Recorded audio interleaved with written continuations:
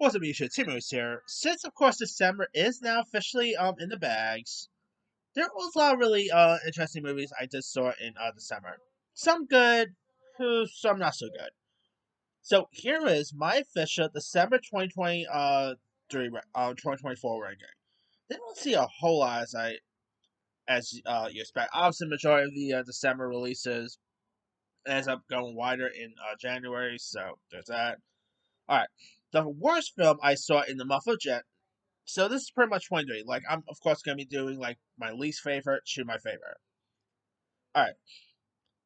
Coming in at number 23, the worst film I saw this month is obviously in my top 10 worst films of the year, and that is Craven the Hunter.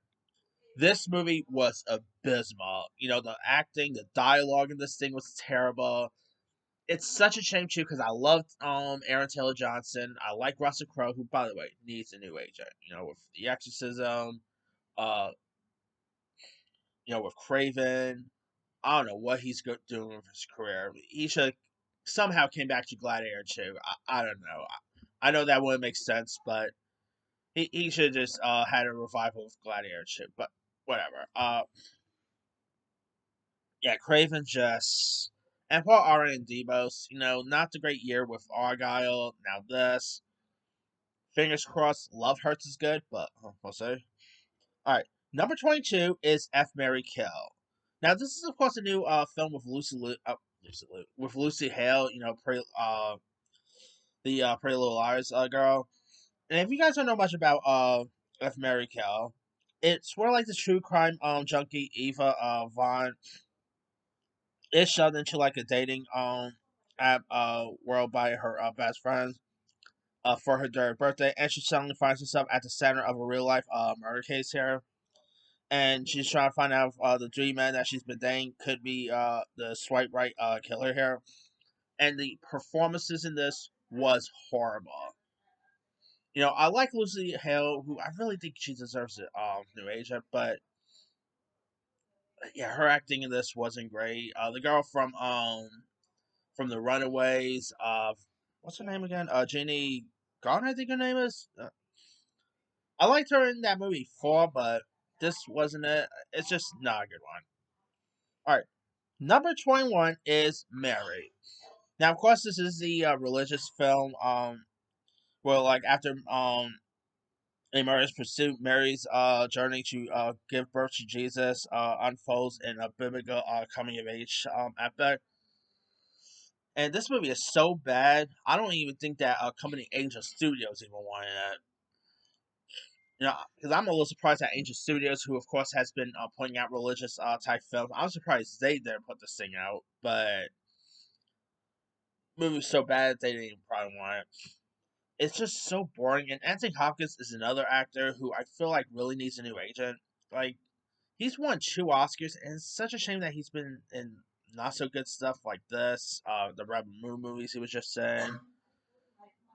I mean, the guy's an 2-time Oscar winner. You would expect him to do better projects, but all right. Number 20 is That Christmas, and this is actually one I was really excited for. I thought the trailers looked decent. I always love a good Christmas film. I was underwhelmed by it. Like, I did not really care much for the animation. I didn't care much for the storyline. The Edge Sheeran song in this was pretty decent. I will admit that. But yeah, other than that, the movie just didn't really do anything for me. Like, I was hoping it would be like similar to, let's say, how great Klaus was. That Santa Claus movie Claus, Claus with J.K. Simmons. I was hoping it would be as good as that, or maybe After Christmas. But it wasn't even that. It's just a really terrible one. All right, number 19. What didn't like fully hate it or dislike it? I was underwhelmed by it, and that is Lord of the Rings: The War of Rohirrim. And I wanted to like this one because the trailers did look decent, but I was a little underwhelmed by it. It was a little boring, to be honest. Yeah, I did not care much for the characters, uh, and the film was a huge flop. I think because obviously, hey, no one knew much about these Lord of the Rings characters. Like you did not have Gollum in this. You did not have Frodo or anything like that. I think that's pretty much what it was, but it's still not a good one. All right, number 8 is a film I actually was excited for because it was in my top 100 anticipated films of the year. And I'm not gonna repeat the word because I don't know how YouTube feels about it, but it's Nightbeat. Where of course Amy Adams plays this woman who finds out that she's turning into a dog, and I was excited for this because it's from the same director of it's from Meryl Heller, who gave us movies such as Can You Ever Forgive Me, which scored Melissa McCartney an Oscar nomination.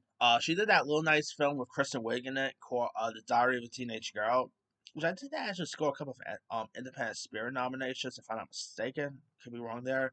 And she last did that really great Mr. Rogers film called A Beautiful Day in the Neighborhood with Tom Hanks. So she's done 3 winners. So I actually had some hopes for this one. It's horrible. I did not really care much for it at all. It was completely boring at times. Wasn't even all that funny. Amy Adams was okay. She did her thing here, but it's just it was a mess. And yeah. All right, number 17. Well, I didn't really love it or anything. It's actually a lot of fun, and that is Werewolves. Of course, pretty much like The Purge, but with werewolves.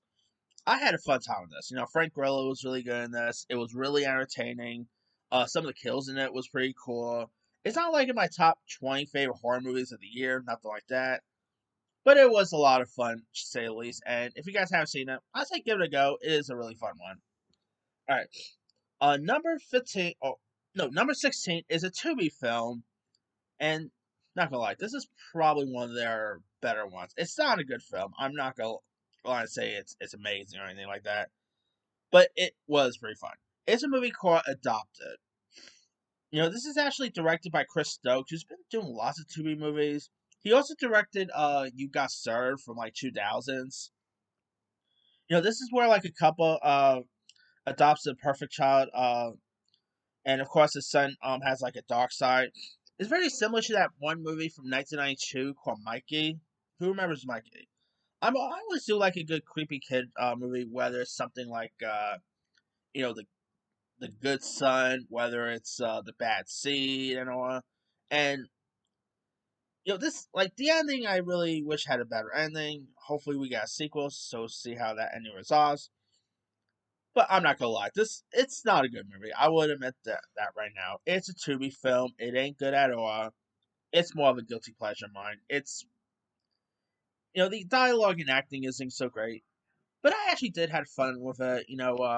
It was actually pretty entertaining at times. So it's like those films that was like so bad they're good. And this is one of them. All right, number 15 is I technically don't know if I really should add this because it's more like a special, but it's a nonsense Christmas with Sabrina Carpenter, where of course where of course she like performs with like lots of music artists. Of course, it had Chris Brunson popping up in this.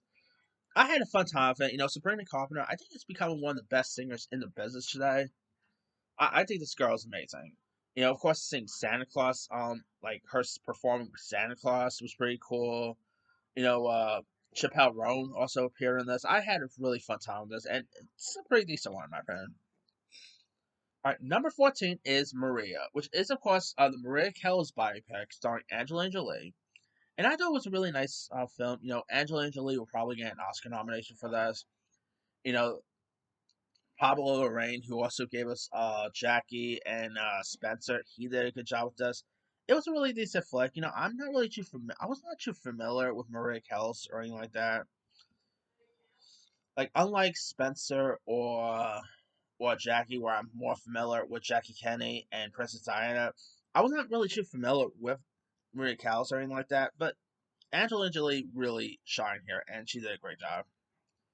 Again, I don't think it's as good as let's say Spencer or Jackie, but it was still a pretty good one. All right, number 13 is Mufasa: The Lion King. Well, again, it's not as good as like the 2019 one or anything like that. The music isn't as memorable. I thought the Mufasa was pretty decent. Was really heartfelt. Barry Jenkins did a good job with this.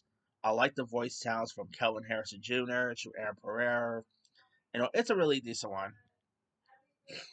All right. Number 12 is Memoir of a Snail. Now, this actually came out like in October and November, but I didn't really get to see this until like December. It is of course about like a where like a snail is separated from her twin brother, and there's Misfits who learns how to find confidence within herself and a cluster of misfortunes in everyday life. And the animation stop motion in this was really decent. Of course, it's from the same director of Mary and Max, who did a good job there. It's really charming, very R rated, so that's something too.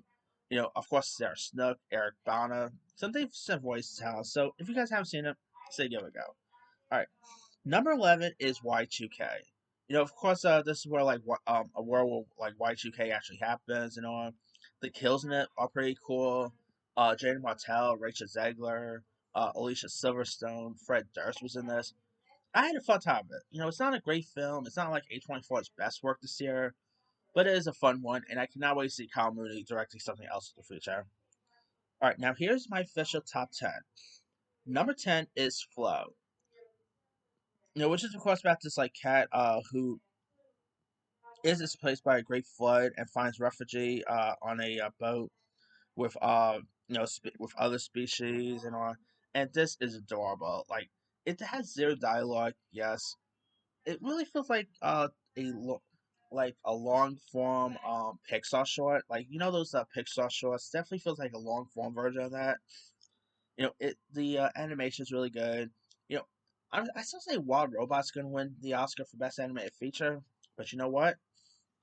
I will not be surprised if they announce that Flow is the winner, because I feel like Flow could easily become a surprise winner at the Oscars, but we'll see. All right, number 9 is Six Triple Eight. Now, of course, this does take place during World War II, where like an all-woman battle line takes on impossible missions here, and of course, it's directed by Tyler Perry, who hasn't had the best track record this year with Mea Culpa, Divorce in the Black. But this was actually pretty decent. Kerry Washington was pretty good. Oprah Winfrey, Susan Sarandon as Eleanor Roosevelt. The music by Diane Warren was pretty good in this too. Probably could get an Oscar nomination there. It's a really decent one, to say the least. Very heartfelt, very intense at times, or inspirational. Really amazing fuck there. And I wish Tyler Perry does more films like this. But all right, number 8 is Queer. Of course, with Daniel Craig playing this writer, William Lee, who obviously fought for like this younger man in New Mexico, and Daniel Craig will probably get an Oscar nomination for this. Directed by Luca Guadagnino, who did a great job with this. A24 did pretty good with this too. It's a really decent flick. Like the chemistry between Daniel Craig and Drew Starkey was pretty good. It was really interesting check out. So if you guys haven't seen Queer, definitely give it a go. All right, number 7 is Baby Girl. Of course, about this high powered CEO who has an affair with this much younger intern played by Harris Dickinson. It was of course directed by Helena Rajan, who gave us Bodies Bodies. Nicole Kidman was great in this. Antonio Banderas was terrific. Harris Dixon I liked in this. A really decent erotic film to check out, so definitely give that a go. Alright. Number 6 is Carry On. Of course, about airport security guard who races to outsmart this mysterious traveler, forcing him to let a dangerous item slip on a Christmas Eve flight. And directed by John Class Sarah, who did a great job with this. Ter- uh, Taron Egerton, of course, who had Jason Bateman as the villain. He was like Jason Bateman was really scary in this. Like I really want to see him as a villain more often. But and Sophia Costa was good in this. It was a really entertaining one. It leaves you on the edge of your seat from beginning to end. I really had a fun time with this one. All right, number 5 is Jury Number Two. Now, of course, this is the Clint Eastwood film that one where Spock the release with. Of course, we're like this family man, Justin Kemp, played by Nicholas Hoult, finds himself struggling with a serious moral dilemma, and one he could use to away the jury verdict and potentially convict or free the accused killer. And crazy twist towards the ending.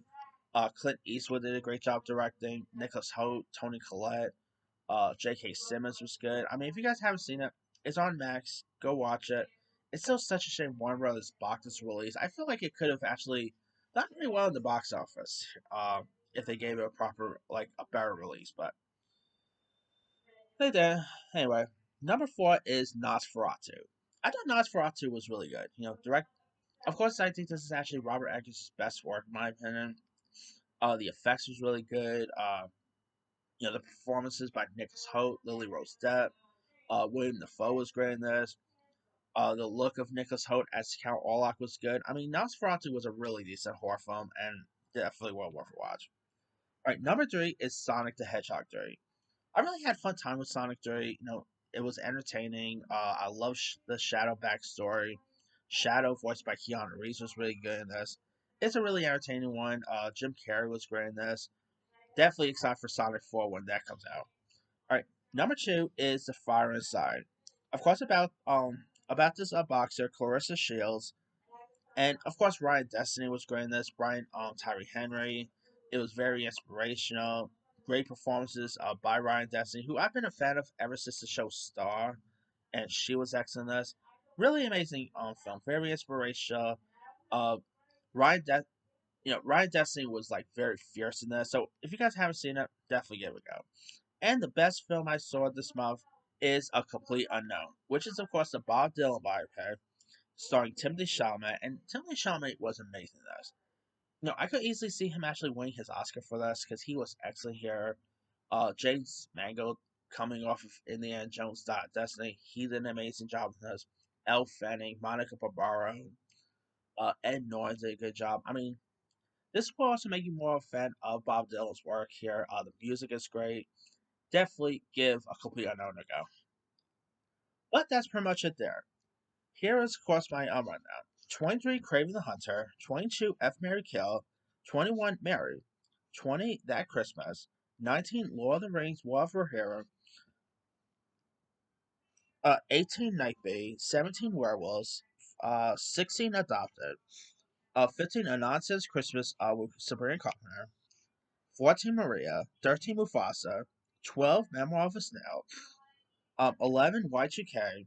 10, Flow. 9, 6, Triple Eight. 8, Queer. 7, Baby Girl. 6, Carry On. 5, Journey Number 2. 4, Nosferatu. 3, Sonic 3. 2, The Fire Inside. And number 1, A Complete Unknown. Let me let you guys. What were some of the best and worst movies you saw in December? Drop comments below. Don't forget to like, subscribe, hit that bell for notification. This is Steven signing.